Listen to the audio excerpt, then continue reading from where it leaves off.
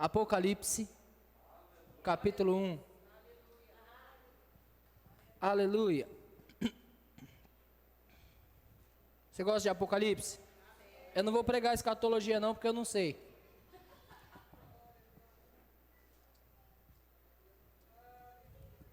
Quando eu crescer, quando eu estiver dando uma aula de escatologia, eu entendo que eu já estou crescidinho.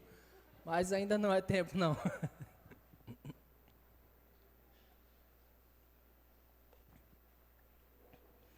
Apocalipse capítulo 1, versículo 1 diz: Revelação de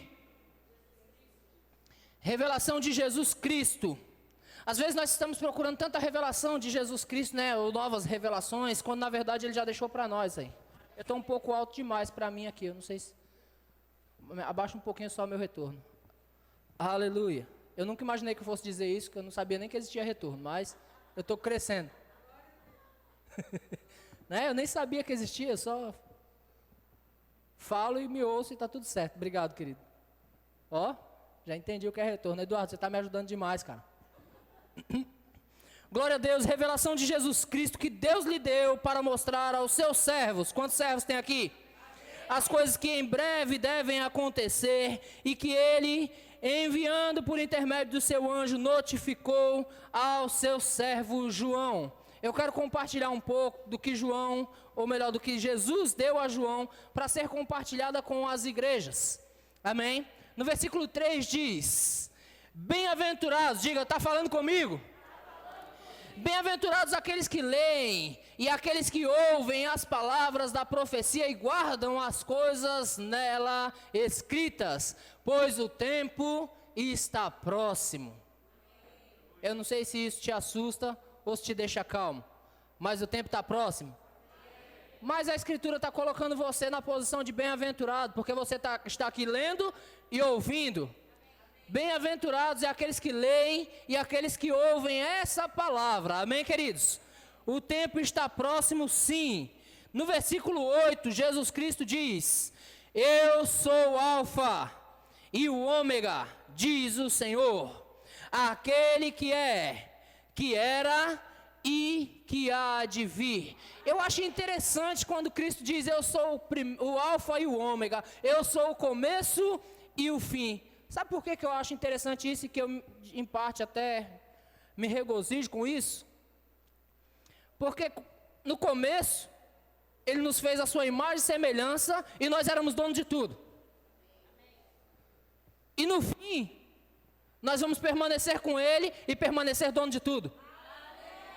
Então quando Ele diz: eu sou o Alfa e o Ômega, eu já me vejo lá no começo, já me vejo lá no fim também. Sucesso absoluto para a minha vida e para a sua, porque nós fomos feitos para dar certo. Amém. Ele estava no começo, Ele está no fim, e nós estávamos lá e nós estamos aqui. Amém, queridos? Glória a Deus. Versículo 10. João diz: achei-me em espírito no dia do Senhor, e ouvi por detrás de mim grande voz como de trombeta, dizendo: o que vês, escreve em livro e manda às 7 igrejas: Éfeso, Esmirna, Pérgamo, Tiatira, Sardes, Filadélfia e Laodiceia. Amém, queridos? Existem duas vertentes a respeito das cartas às igrejas. Essas igrejas eram igrejas literárias à época, ok? Então, Jesus está dizendo: escreve a essas igrejas literárias. Mas há uma conotação espiritual nisso que nos traz essas igrejas a tempos, a dispensações. E eu disse que eu não vou dar aula de escatologia, ok? Que nos traz a dispensações. Nós já percebemos coisas acontecendo, das quais foram escritas a essas igrejas no decorrer da história da igreja. Quantos já fizeram remo aqui? Quantos já estudaram a história da igreja? Eu amo a história da igreja. É muito bom. Amém? Então nós percebemos coisas que já aconteceram, situações que já aconteceram, que se você olhar para essas cartas, você percebe que em tempos determinados, situações aconteceram e que se cumpriu, que Jesus Cristo alertou a essas igrejas. Então, além de igrejas literárias, Porque eu penso que essa palavra não chegaria em nós se fosse simplesmente para aquelas igrejas literárias, assim como a igreja de Corinto, a igreja de Éfeso, a igreja de Filipe, a igreja de Colosso. Não chegaria até nós se não fosse para nós ouvirmos. Ok? Então eu vou dizer de novo que João escreveu a igreja de Praia Grande.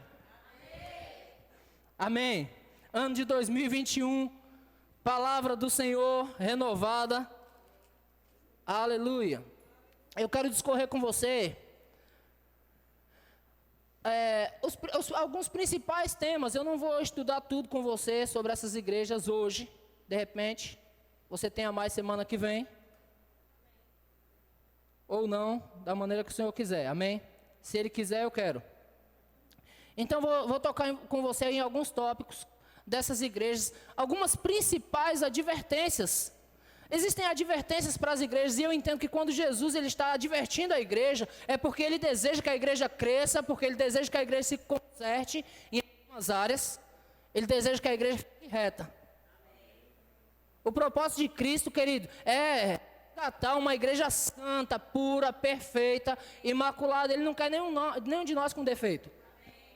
Então ele faz algumas advertências às 7 igrejas da Ásia. E algumas das principais advertências eu quero discorrer com você. A primeira está em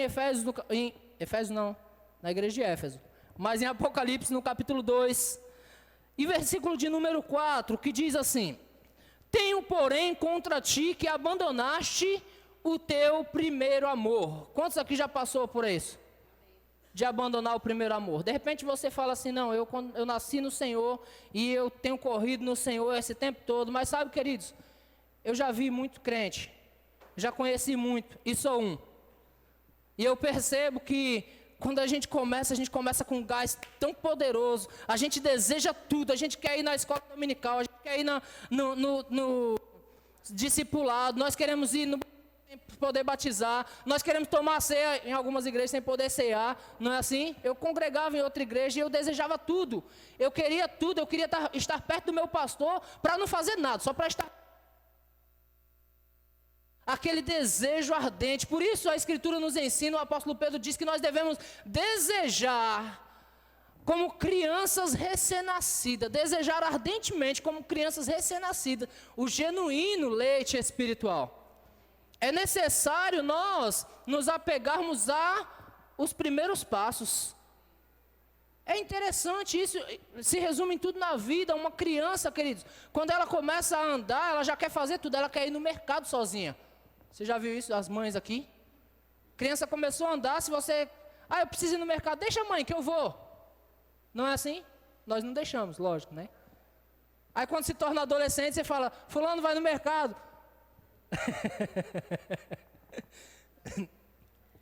Então uma advertência que Jesus dá à igreja é que ela deve voltar ao primeiro amor. A advertência que Jesus dá à igreja é que ela deve voltar à essência da adoração, onde nós não analisávamos a letra da música. Hoje nós ficamos analisando, está desalinhado. Enquanto que o novo convertido está chorando e se entregando, me perdoa. E o novo convertido se derramando no Senhor, quanto tempo que eu perdi. E você continua perdendo tempo, porque você ainda está analisando a letra da música. Quantas vezes choramos, queridos, cantando músicas que às vezes estavam totalmente desalinhadas, mas o nosso coração estava voltado para Ele. O nosso coração estava desejoso de, simplesmente se derramar, e nós dobrávamos o nosso joelho e chorávamos, e nós nem víamos quem estava na igreja praticamente, mas hoje nós conseguimos reparar se a irmã está com a calça decotada. Onde foi que nós nos perdemos no caminho, queridos? O que nós temos a ver com a vida da irmã?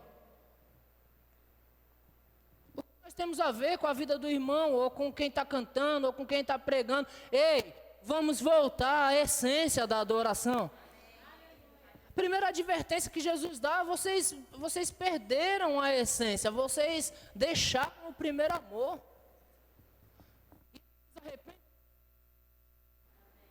E volta à prática das primeiras obras. Aquela prática de que você abandonava tudo para vir na igreja, hoje você abandona a igreja por tudo. Eita, pastor, eu falei que eu estava com vontade de dar na canela hoje, não falei? A Gabi está assim, ó. Hoje a gente abandona tudo abandona a igreja por tudo. É a hora extra que a gente tem que fazer. É uma visita que chegou na minha casa na hora do culto. E a gente hoje está crente demais. Vocês me amam, não me amam? Fica chateado não, que eu não estou dando recado para ninguém não, tá bom? A gente hoje está crente demais para vir à igreja, tá? Se eu não for, está tudo bem. E a primeira advertência que Jesus dá é: volta à prática das primeiras obras. Volta ao teu primeiro amor. Volta à essência, volta àquele desejo ardente que você tinha de conhecer mais. Eu me lembro, queridos, quando eu me converti, eu desejava dar o dízimo, algo em mim desejava entregar o dízimo, e algo em mim dizia: de jeito nenhum. Algo queria entregar e algo dizia: não, de jeito nenhum. E eu me lembro que eu convidei o meu pastor, eu disse: pastor, eu preciso muito conversar com você, eu precisava que você tirasse algumas dúvidas minhas. E o meu pastor, ele não era igual eu não, que quando você marca comigo, eu largo tudo para ir te atender às vezes. O meu pastor disse: vamos marcar. E esse vamos marcar é uma semana, 15 dias, um mês, vamos marcar.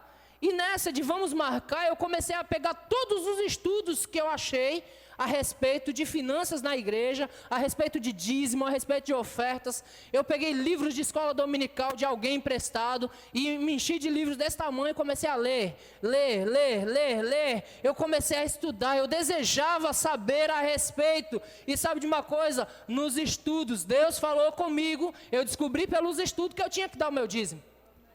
Mas por que eu fazia isso? Porque eu estava desejoso de forma ardente pelo Senhor. Aí hoje nós colocamos um livreto para você ler, do legado que você lê em 1 hora, para você ler em 1 mês, e você não consegue. Porque você está muito ocupado. Eu amo você, amém, queridos? Eu quero que você volte na igreja domingo. Sábado, a jovem Isabel falou sábado, porque tem culto de jovem. Amém, queridos? Eu só estou discorrendo essas coisas com vocês, porque é o que Deus tem tratado comigo nesses últimos tempos, a respeito de nós, como igreja, entender um pouco mais sobre a igreja. E é comum isso acontecer, é comum nós perdermos essa essência. Não podemos perder, queridos. No dia mal, como Vanessa falou aqui, ela falou na área das finanças, no dia mal aí que nós temos que semear mesmo, mas eu vou dizer para você, no dia mal aí que nós temos que adorar mesmo. No dia mal aí que nós temos que nos entregar. Pelo contrário, o que tem acontecido hoje, no dia mal nós temos que ficar em casa, longe daquilo que verdadeiramente nos ajuda. Você pegou essa mensagem? Primeira advertência, volta à prática das primeiras obras. Tem um cântico, não sei de quem, que diz: estou voltando à essência da adoração. David Killer. E a essência é tu. Nós temos que voltar a essa essência, nós temos que chorar de novo, voltando para a essência da adoração. Temos que nos derramar de novo. Verbiano hoje não dobra mais o joelho, entende que isso é coisa de assembleano, não, isso é coisa de crente. Dobrar o joelho é coisa de crente, querido, não é coisa de assembleano, não. Pronto. Glória a Deus. Quando fala de assembleano, tem gente que vibra ali. É coisa de crente, dobrar o joelho, chorar na presença do rei. Se derramar na presença dele é coisa de crente, queridos. E por que nós perdemos isso? Nós estamos mais preocupados com a maquiagem, com a camisa, com a calça que vamos vestir, do que com a essência, com a adoração que nós vamos entregar para ele. Eu falo por mim também, eu não venho com a mesma camisa 2 dias seguidos. Eu fico preocupado com isso, o que vão pensar de mim. Né? Mas se nós estivéssemos mais preocupados com a adoração ao invés dessas coisas, ficaria bem melhor, né? Nos vestiríamos com as vestes de santidade, ao invés de ficar preocupado com a camisa que vai vestir. Eita Deus, não estou falando para você vir de qualquer jeito para a igreja não, tá bom? Procure a melhor camisa. Você vem ao encontro com o rei. Amém. Eu tenho que me policiar aqui para eu ficar para eu conseguir passar as principais advertências de todas as 7 igrejas. Senão eu fico só nessa o tempo todo. Mas eu quero que você já pegue isso aí, tá? Advertência, volte à prática das primeiras obras. Não deixe o diabo te roubar, querido. Você é um adorador, você nasceu para dar certo, você nasceu para prosperar e nasceu para ter comunhão com o Pai. O véu do templo se rasgou de cima a baixo para que o Santo dos Santos desse acesso a você agora. Você tem acesso. Então não fique despercebido. Esmirna, a igreja que sofria perseguição, Jesus ele dá uma advertência à igreja de Esmirna. Eu já estou em Apocalipse 8. A igreja de Esmirna, no versículo 10 ele diz: não temas. Entende, querido? Coisa que ainda está para acontecer, Deus já sabe. E ele diz: não temas as coisas que tendes de sofrer. Eis que o diabo está para lançar em prisão alguns dentre vós, para ser dispostos à prova, e tereis tribulação de 10 dias. Sê fiel até a morte, dar-te-ei a coroa da vida. Então, Jesus Cristo, ele dá uma advertência dizendo: ei, não tema, porque coisas virão. E vocês têm que estar prontos. Porque, deixa eu dizer a você, eu estava olhando a igreja e analisando os fatos. E a vida está tão boa para nós, não está? Quantos aqui comeram hoje? Amém. Quantos beberam? Quando a vida de Isaac, o filho da promessa, a Bíblia diz que Abraão, ele enriqueceu, ele era rico, ele tinha tudo, bois, gado, ouro, ele tinha tudo, mas Isaac estava tentando cavar poço para ter água. Cavava poço, alguém vinha e entulhava o poço. Cavava poço, alguém vinha e entulhava o poço. Você paga R$27 e a água sai da sua casa. Nós estamos bem demais, queridos. E deixa eu falar algo que eu percebi com a experiência de vida. Nós não estamos preparados para o caos. Não sabemos lidar com o caos. Se alguma coisa sai do comum, Você já reparou nas formigas? Elas andam em um trajeto único, não é assim? Se você coloca uma barreira na frente, elas ficam totalmente perdidas por um tempo. Se você analisar as nossas vidas, não é diferente. Tudo está comum, nosso trajeto está comum. Trabalhamos, comemos, dormimos, bebemos, mas de repente vem uma barreira e para na frente. Ficamos atônitos, perdidos. No meio de um culto, falta luz, aí não sabemos o que fazer. No meio de uma viagem, uma grande tempestade alaga tudo, o povo não sabe o que fazer, por isso causa aqueles trânsitos terríveis. Porque o povo não sabe lidar com o caos. O povo não sabe lidar com situações anormais. Mas Jesus nos exorta: ei, não tema. As coisas que estão para sofrer, ainda que o diabo lance em prisão alguns de vós, ei, se vocês permanecerem fiéis, eu darei a vocês a coroa da vida. Então, diante de uma advertência de que coisas ruins viriam, de que coisas difíceis viriam, há uma promessa: se permanecer fiel, ele diz: ser fiel até a morte, e dar-te-ei a coroa da vida. Nós vamos tocar nesse ser fiel daqui a pouco, porque nós vamos tocar em outra área também. Amém? Vou pular para Pérgamo, a igreja que precisava de arrepender-se. Se você analisar, todas as igrejas precisavam, porque sempre que Jesus dizia: tenho porém contra ti, era algo digno de arrependimento. É necessário a igreja estar sempre atenta, queridos, aos nossos próprios atos. Qual o caminho que nós temos seguido? O que temos colocado em primeiro lugar em nossas vidas? Se nós temos colocado Deus em primeiro lugar, então está tudo certo. Se colocamos outras coisas em primeiro lugar, então já temos necessidade de arrependimento. Você pode abrir sua Bíblia comigo em Apocalipse 2. Eu estou em Apocalipse 2, né? Tá. Versículo de número 14. Pérgamo. Tenho todavia contra ti alguma coisa, pois que tendes aí os que sustentam a doutrina de Balaão, o qual ensinava Balaque a armar ciladas diante dos filhos de Israel para comerem coisas sacrificadas aos ídolos e praticarem a prostituição. Outro sim, também tu tens o que da mesma forma sustentam a doutrina dos nicolaítas. Portanto, arrepende-te, e se não, venho a ti sem demora, e contra eles pelejarei com a espada da minha boca. Era necessário arrependimento para a igreja de Pérgamo. Jesus está dando uma advertência: arrependam-se.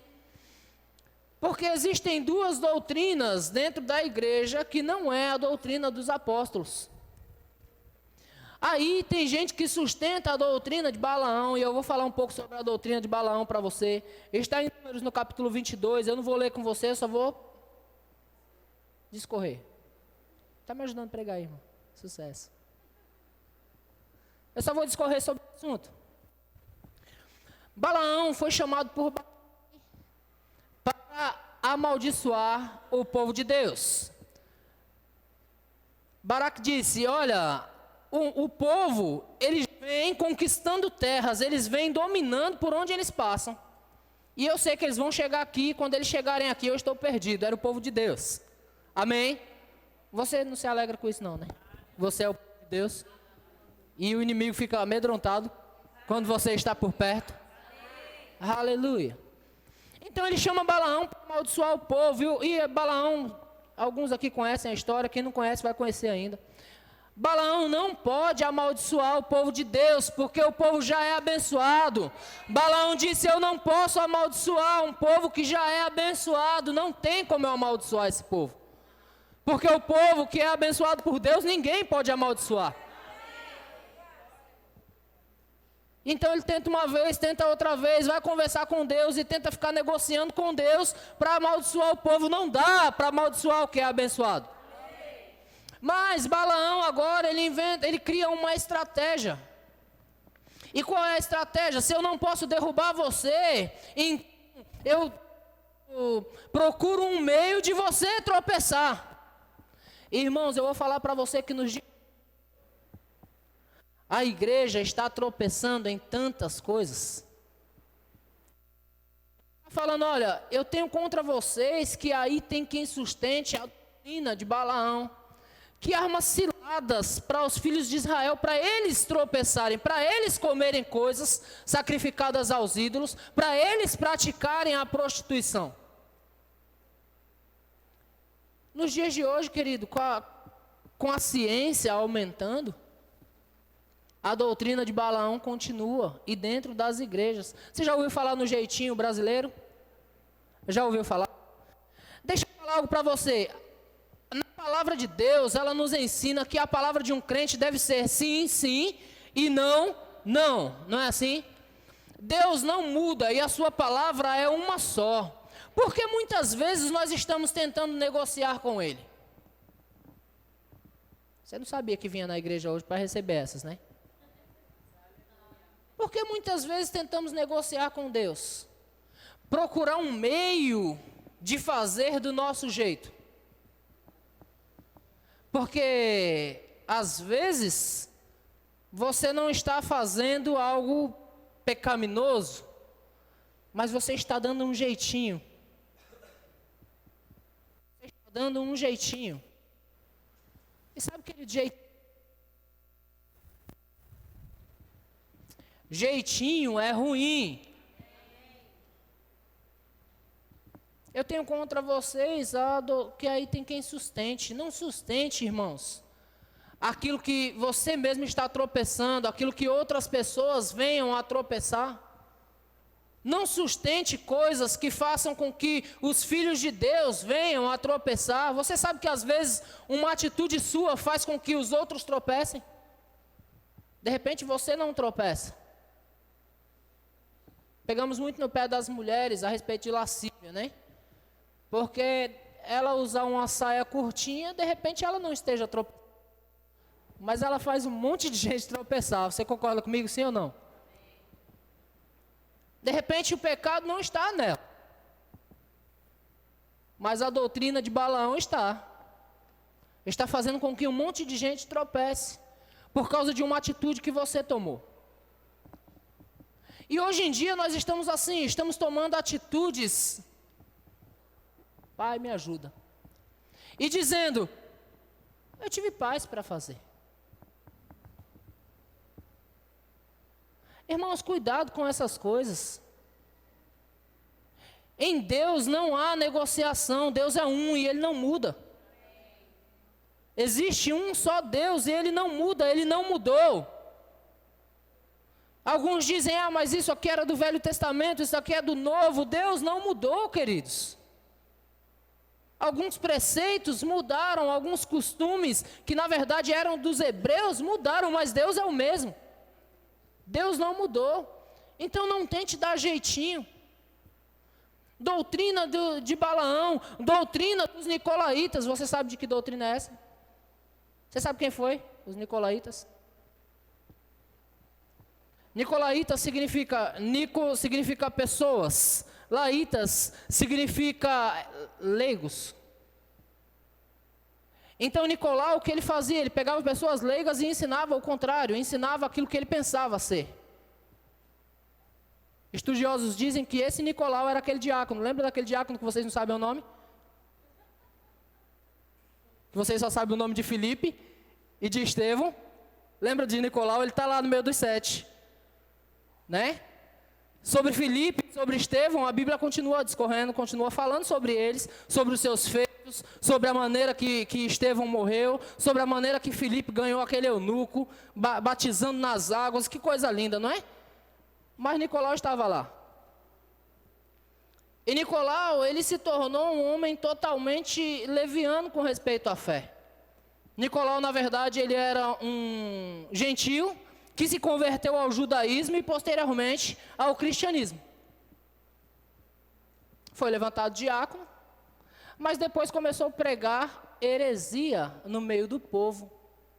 E começou a arrastar o povo com ele. A história diz que ele permitiu que a sua própria esposa se casasse com outros homens, porque a bigamia para ele era algo normal.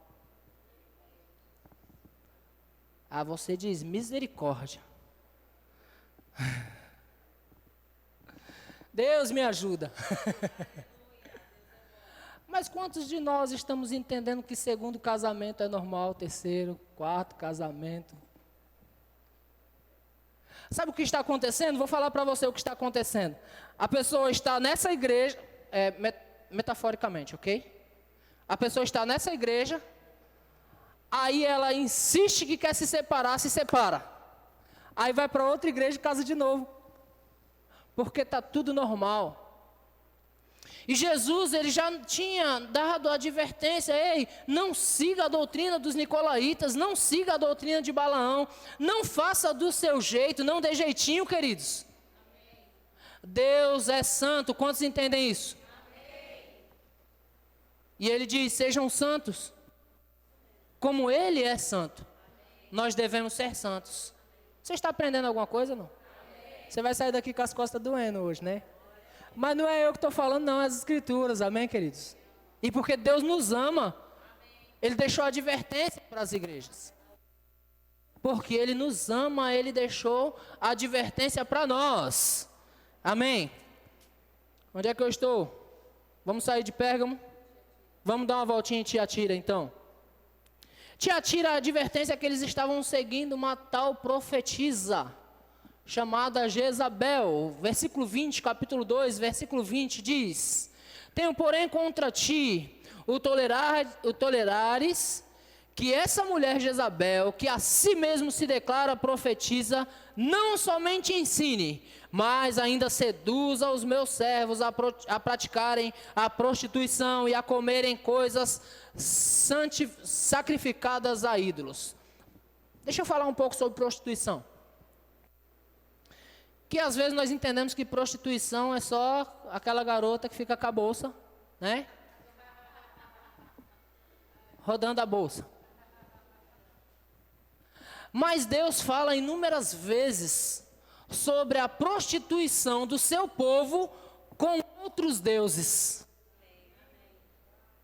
Inúmeras vezes Deus fala no Velho Testamento sobre Israel ter se prostituído com outros costumes, com outros deuses. Se você for estudar a respeito de Jezabel, Jezabel foi a mulher do rei Acabe, é isso mesmo? Me ajuda aí, quem está pregando comigo. E o que seduziu o povo? Ela seduziu o povo e Jesus Cristo disse, olha, o que eu tenho contra vocês é que vocês permitem que essa mulher que se declara profetiza, ela não é, na verdade Jezabel não tinha nada, não tinha parte com o povo de Deus, não tinha parte nenhuma com Israel. Mas, então ela diz ser o que não é, e ela começa a seduzir o povo a praticar prostituição. Deixa eu falar para você carinhosamente, deixar de vir a um culto para assistir uma final de campeonato é prostituição. Aqui não tem ninguém que faz isso, por isso que eu estou falando com ousadia. Gritar todo poderoso Timão é prostituição. E eu só estou no futebol. Eu só entrei no futebol até aqui. Eu creio que você nunca gritou todo poderoso Timão. Porque não é todo poderoso. E tem alguns de púlpito que diz assim, Deus é fiel, né, irmãos? Prostituição. Entre tantas outras. Quando você coloca o seu esposo na frente de Deus, quando você coloca a sua esposa na frente de Deus, quando você coloca seus filhos na frente de Deus, ei, qualquer coisa que você coloque no lugar de Deus chama-se prostituição.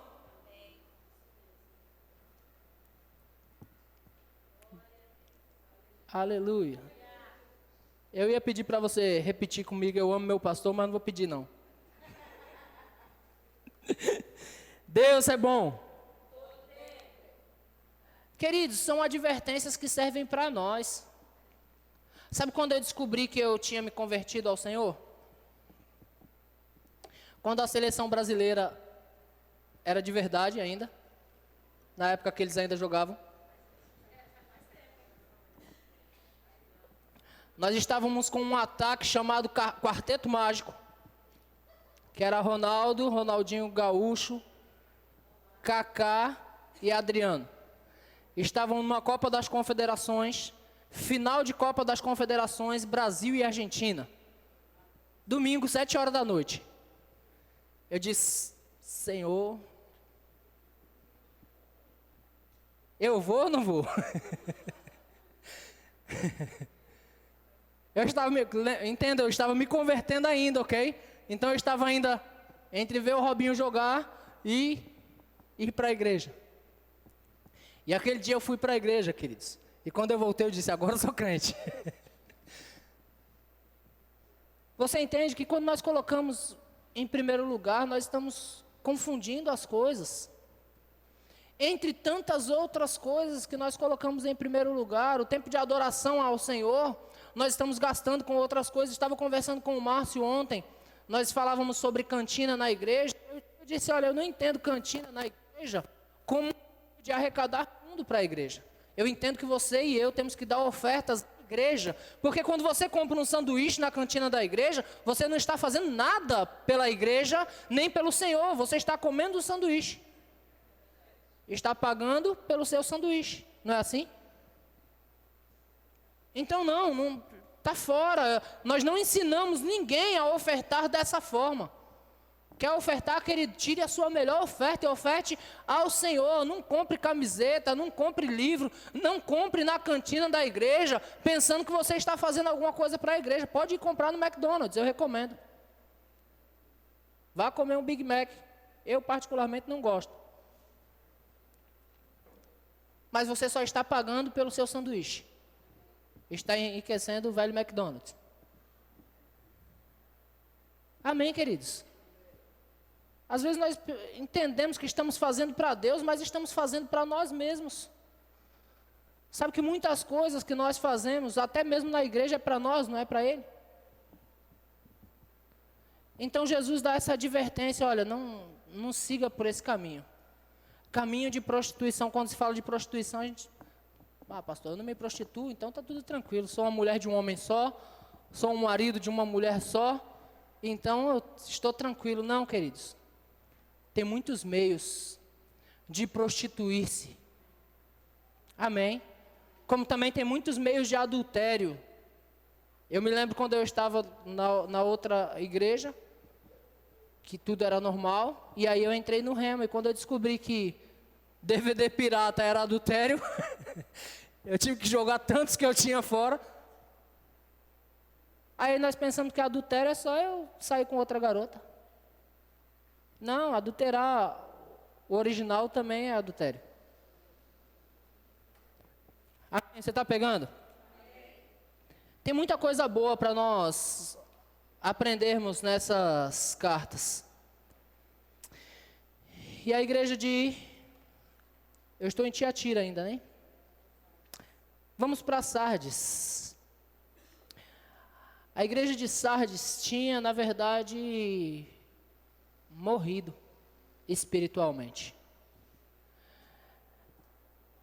Jesus diz assim,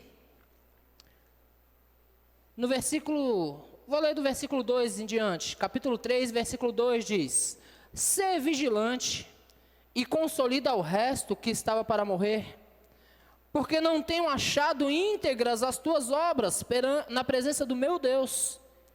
Lembra-te, pois, do que tendes recebido e ouvido, guarda-o e arrepende-te, porquanto, se não vigiares, virei como ladrão, e não conhecereis de modo algum em que hora virei contra ti. Você entende isso, queridos? Uma igreja, e diga igreja, porque ele está escrevendo a igreja, mas ele está dizendo, ei, sejam vigilantes, consolida o resto que estava para morrer, porque na verdade já está morta a igreja. Estavam meio que adormecidos como igreja, e eu não quero ser participante dessa. Irmãos, eu tenho visto hoje acontecendo, e na verdade a minha maior indignação hoje não é contra os governos, é contra a própria igreja, porque eu acho que nós estamos muito passivos. Estamos muito relevantes com respeito a tudo que está acontecendo. Porque na verdade era para nós nos posicionarmos e dizermos, nós não vamos fechar, nós não vamos parar, e se fechar nossas portas, nós vamos pregar na praia, vamos fazer nas praças, e onde é que vai achar cadeia para todos nós? Se tiver, por favor, leve todo mundo. Nós vamos fazer um grande culto lá dentro, vai ser um grande avivamento. No pátio. Eu vejo nos filmes, pelo menos no pátio lá, os caras jogam. A gente vai fazer um grande culto de avivamento lá. Mas eu acho que nós deveríamos nos posicionar quanto a isso, e nós estamos o quê? Apáticos. Eu estou falando nós, a igreja em geral, estamos apáticos, não estamos fazendo nada. O povo está acomodado com tudo que está acontecendo. Olha, nós temos que orar, glória a Deus, nós temos que orar, mas tomar uma atitude de vez em quando não faz mal não. E eu não estou falando de jogar pedra na casa do prefeito. Não, eu estou falando de se posicionar como igreja e dizer, eu não vou parar de orar, eu não vou parar de adorar, e nós estamos juntos, nós vamos continuar. Sabe, queridos, nós estamos muito apáticos, na verdade, muitos estão mortos.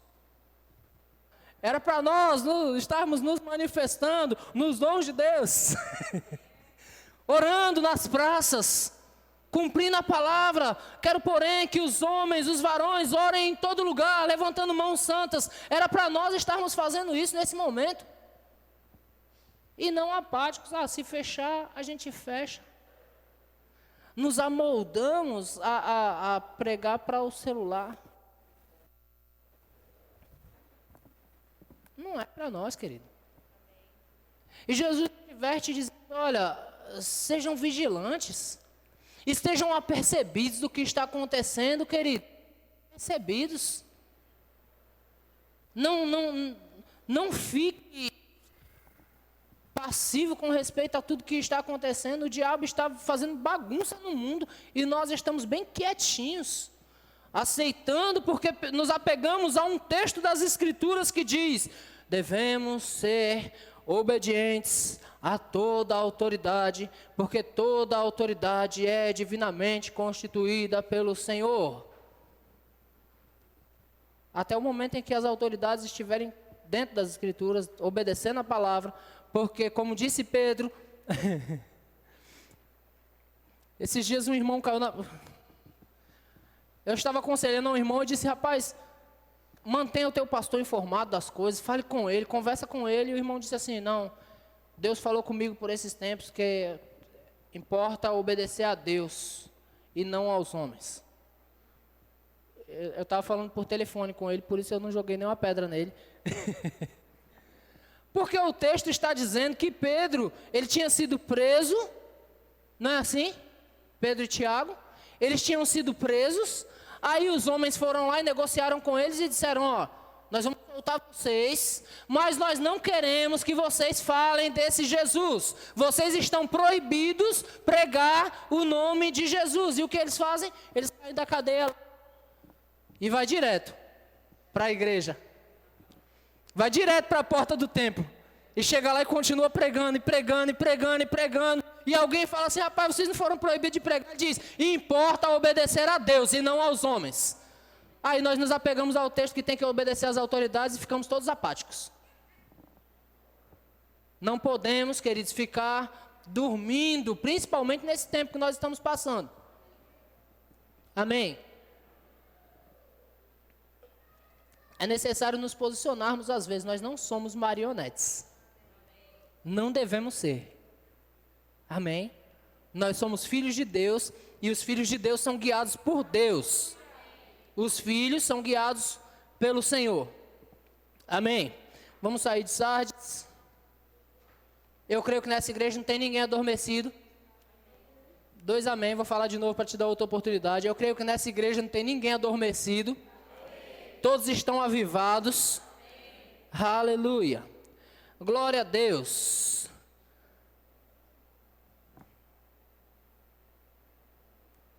Eu saí de Sardes.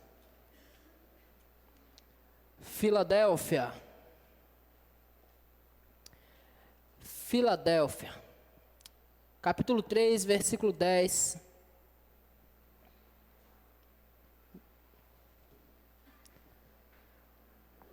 Advertência à igreja de Filadélfia diz, porque guardaste a palavra da minha perseverança, também eu te guardarei na hora da provação. Advertência à igreja de Filadélfia é que eles iam passar por provação.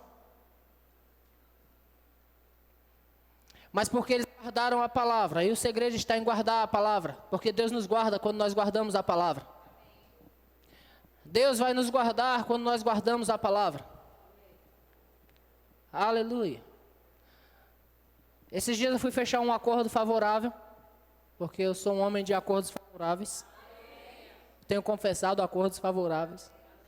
E eu fui fechar um acordo favorável, um trabalho suave de fazer R$ 2.700 o valor.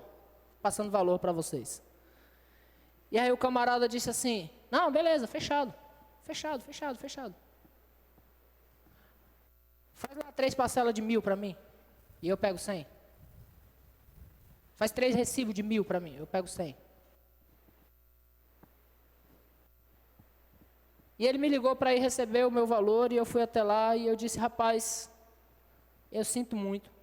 Se você quiser cancelar o acordo, você pode cancelar. Porque eu não posso fazer um recibo para você de 1.000, se eu só vou receber 900. Entenda, queridos, que lembra da doutrina de Balaão?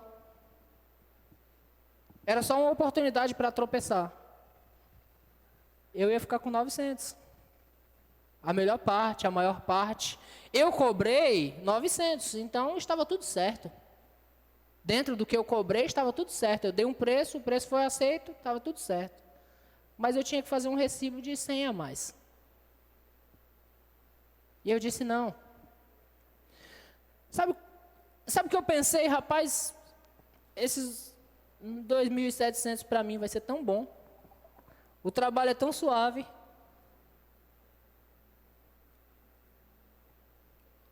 Eu pensei, eu posso perder o trabalho.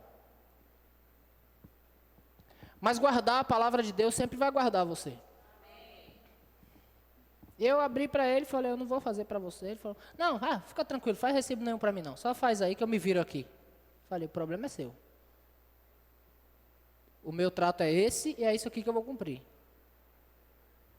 Então, quando você obedece a palavra, você nunca vai sair perdendo. Porque guardaste a minha palavra, também eu te guardarei. No dia da provação que há de vir sobre o mundo inteiro. Queridos, provações vindo sobre o mundo inteiro e Deus guardando você. Não é demais isso? Não é demais isso, queridos?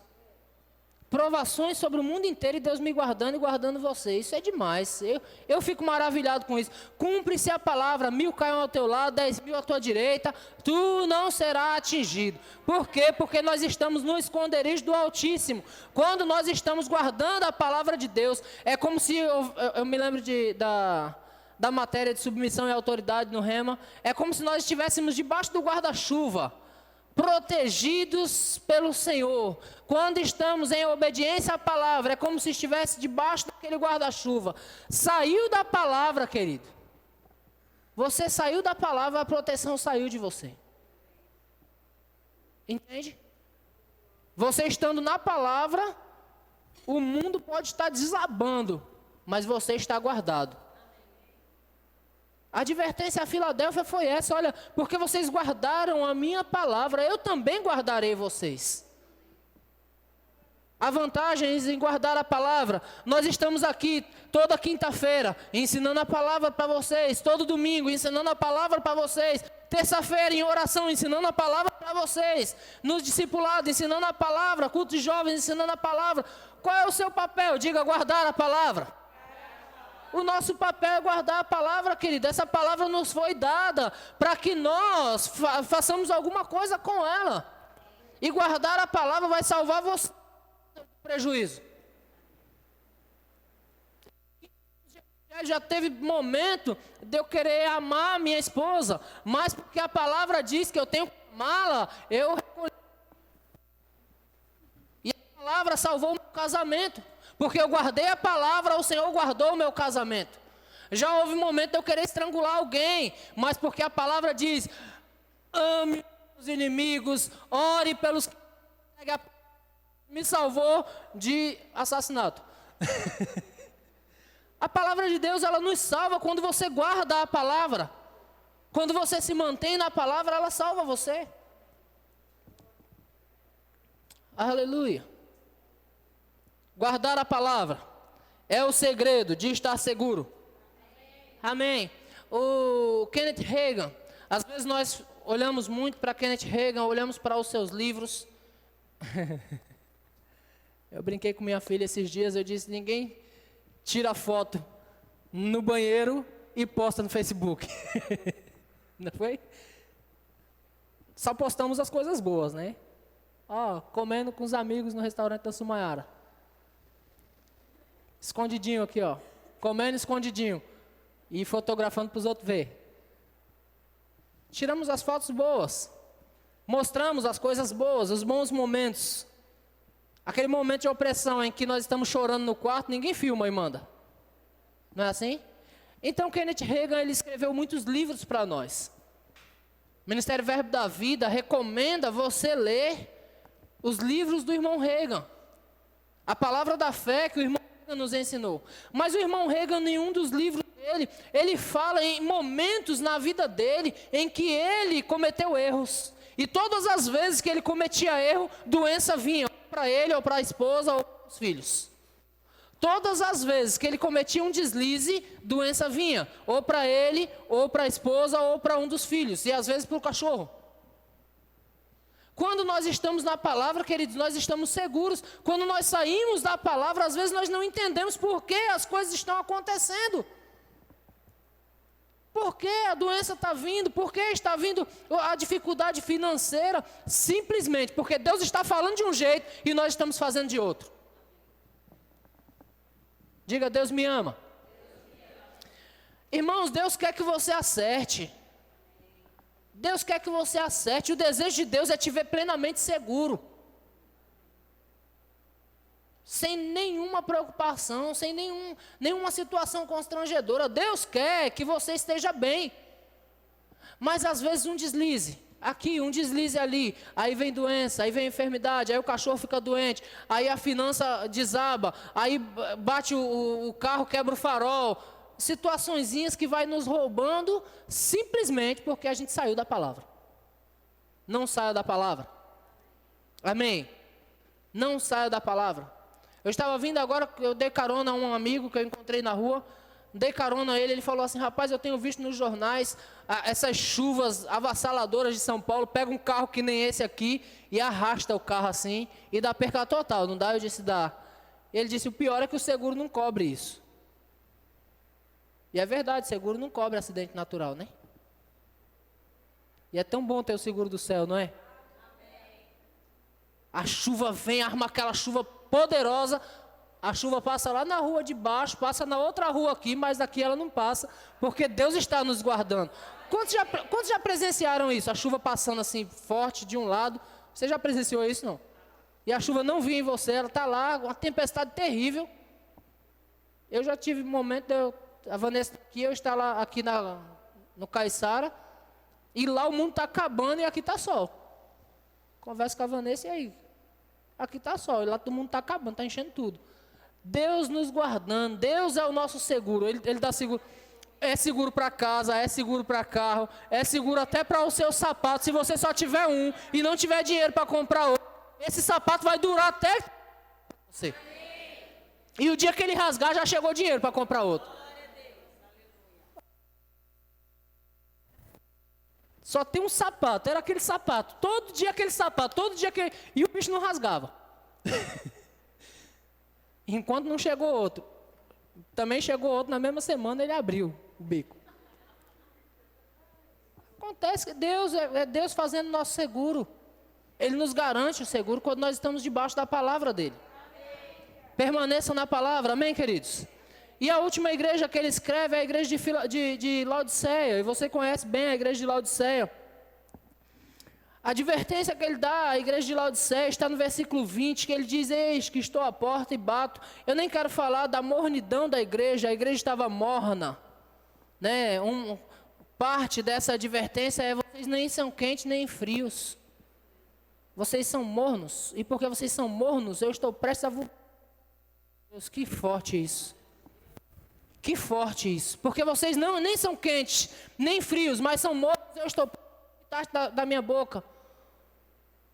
Mas a advertência maior que ele dá é, eu estou à porta e bato, se alguém abrir, eu vou entrar. Se alguém abrir, eu vou entrar. Nós precisamos abrir porta para Jesus nas nossas finanças, porque quando nós administramos de forma errada, nós estamos fechando porta para Ele. Quando nós administramos as nossas finanças de forma egoísta, nós estamos fechando portas para Ele. Mas quando nós administramos da maneira que Ele quer, abrimos porta. Precisamos abrir portas para Jesus nos nossos relacionamentos conjugais. Porque tem gente que diz, pastor, eu não aguento mais. Você não aguenta mais porque colocou Jesus no meio. Se colocar, vai aguentar mais um pouco. Porque ele disse, meu fardo é leve, meu jugo é suave. Ele deu a vida por amor de você, e você não pode fazer nada por amor a outro. Então, quando nós abrimos a porta para Ele, no nosso relacionamento conjugal, Ele vai nos ajudar, Ele vai entrar, Ele vai cear conosco. Ele vai participar do nosso relacionamento. Quando nós abrimos porta para Ele, no nosso relacionamento interpessoal, ei, você não terá mais inimigo, não vai ficar mais chateado com pessoas. Para que ficar chateado com pessoas? É a pior coisa que tem, é ficar chateado com alguém. Às vezes a pessoa nem sabe, a pessoa está bem, sorrindo, brincando, correndo, viajando, e você está emburrado. Não é ruim isso. Jesus disse, eis que estou à porta e bato, se alguém abrir, aí você está chateado com a pessoa, você abre a porta para ele e diz, ei, eu amo ele. Eu amo essa pessoa que você está chateado, eu dei a vida por essa pessoa que você está chateado. Aí você permite que o amor de Deus envolva você e aquela chateação vai embora. Advertência, ei, abre a porta. Abre a porta, não deixa nada não. Amém? Porque se alguém abrir, ele vai entrar. Lembra, queridos, isso está sendo escrito à igreja. Eu já estourei meu momento, um monte ali, meu Deus, está tão legal. Vocês não me falam, a minha ajudante de pregação aí não falou nada, né, Isabel? Eu já estourei meu tempo. Se o Senhor nos permitir, na quinta-feira, nós vamos discorrer um pouco mais sobre essas igrejas. Amém? Vamos pegar um pouco da parte boa na quinta-feira que vem, tá bom? Prometo para vocês. Se o Senhor nos permitir, nós estarmos juntos semana que vem, eu creio para estarmos. Eu estou dizendo de portas abertas, amém? Porque há um decreto que segunda-feira tem que fechar tudo. Eu estou dizendo de portas abertas, eu creio que nós estaremos juntos. Eu estou crendo que Deus é poderoso para quebrar essas coisas, porque a igreja é de Deus e a porta que Deus abriu, ninguém pode fechar. Amém? Então nós estaremos juntos e nós discorreremos um pouco mais sobre essas igrejas, sobre algumas advertências que Cristo nos deixou para o nosso crescimento, para o nosso desenvolvimento na fé e para estarmos bem ligados, bem conectados com o que Ele falou.